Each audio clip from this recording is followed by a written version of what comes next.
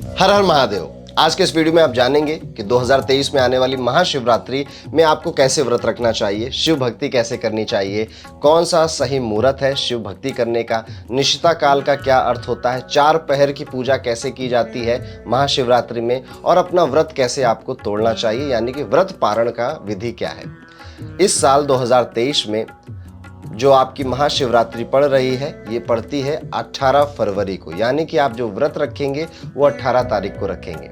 महाशिवरात्रि का अर्थ होता है भगवान शिव का शक्ति के साथ मिलन हुआ था, यानी कि मान्यता ये है इसी दिन भगवान शिव का विवाह हुआ था। टेक्निकली अगर आप देखोगे तो हर महीने शिवरात्रि पड़ती है, पर महाशिवरात्रि सिर्फ फाल्गुन महीने की कृष्ण पक्ष की चतुर्दशी तिथि को पड़ती है। बाकी की सारी शिवरात्रियां हर महीने की कृष्ण पक्ष की चतुर्दशी तिथि को पड़ती हैं। तो फाल्गुन मास की कृष्ण पक्ष की चतुर्दशी तिथि इस साल 2023 में 18 फरवरी को लागू हो रही है। तो आपका जो व्रत रखने का समय है वो 18 फरवरी का रहेगा। महाशिवरात्रि में आप पाएंगे कि शिव भक्त हर शिव मंदिर में कचाकच भीड़ भर देते हैं और पूरा शिव जी का आराधना में, उनकी उपासना में लीन हो जाते हैं। जो लोग मंदिर किसी कारणवश नहीं जा पा रहे हैं वो अपने घर में शिव जी की आराधना करेंगे। व्रत रखने का जो सही तरीका है, जो सही समय है, उसे नोट कर लीजिए।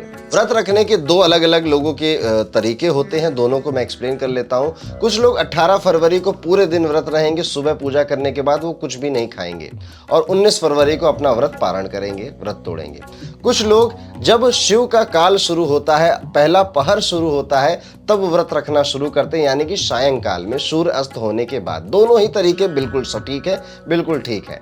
यानी कि कुछ लोग शाम को 6 बजे के बाद अपना व्रत शुरू करते हैं और अगले दिन ब्रह्म मुहूर्त में ये व्रत तोड़ते हैं। ये भी तरीका बिल्कुल ठीक है। बस व्रत में ध्यान रखिए, अगर आपका स्वास्थ्य खराब रहता है तो आप फल फूल खा सकते हैं, पानी भी पी सकते हैं। महाशिवरात्रि में शिवलिंग पे धतूरा चढ़ता है, भांग चढ़ती है, बेलपत्र चढ़ते हैं। ये शिव जी को बहुत ही ज्यादा पसंद है। कई लोग शिवलिंग पे अभिषेक भी करते हैं, दूध से अभिषेक करते हैं, गन्ने के रस से अभिषेक करते हैं, जल से अभिषेक करते हैं, घी से अभिषेक करते हैं, शहद से अभिषेक करते हैं। किसी से भी आप अभिषेक करें, अभिषेकम करते समय आपकी धार टूटनी नहीं चाहिए, इस चीज का ध्यान रखेंगे। यह है महाशिवरात्रि में व्रत रखने का सही तरीका। अब मैं आपसे बात करता हूं 4 पहर की पूजा, ये बड़ी इंपॉर्टेंट है। 4 पहर होते हैं महाशिवरात्रि में। पहला पहर आपका शुरू हो जाता है तकरीबन 6 साढ़े 6 बजे के बाद से। जैसे ही सूर्य डूबता है वैसे ही आपका पहला पहर शुरू हो जाता है और ये चलता है 9 से 9:40 के बीच तक। इस पहर में होती है शिव स्तुति, यानी कि आप शिव स्तुति पढ़ सकते हैं, शिव चालीसा पढ़ सकते हैं, मंत्र उच्चारण करना चाहें तो कर सकते हैं। और ये करना जरूरी है शिव जी के भक्तों के लिए, जो कि शिव जी में रमे रहना चाहते हैं पूरी जिंदगी, शिव भक्ति में रमे रहना चाहते हैं पूरी जिंदगी, क्योंकि ये पहला पहर धर्म को दर्शाता है। 4 पुरुषार्थ होते हैं ना, धर्म अर्थ काम मोक्ष, तो ये पहला पहर धर्म को दर्शाता है। तो आपका धर्म बलवान होता है पहले पहर में शिव स्तुति करने से। दूसरा पहर भी बड़ा इंपॉर्टेंट है, जो कि आमतौर पे 9:30 बजे रात्रि में शुरू होके 12:50 तक चलता है, 12:50 तक अगले दिन की सुबह तक चलता है।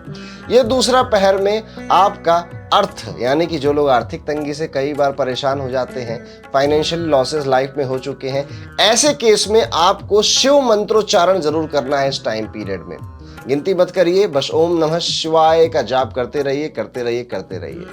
तीसरा पहर शुरू होता है 12:50 से लेके आपका तकरीबन 2 बजे, 2-2:30 बजे के आसपास तक। तीसरे पहर में की जाती है ध्यान साधना। धर्म हो गया, अर्थ हो गया, ये काम को दर्शाता है।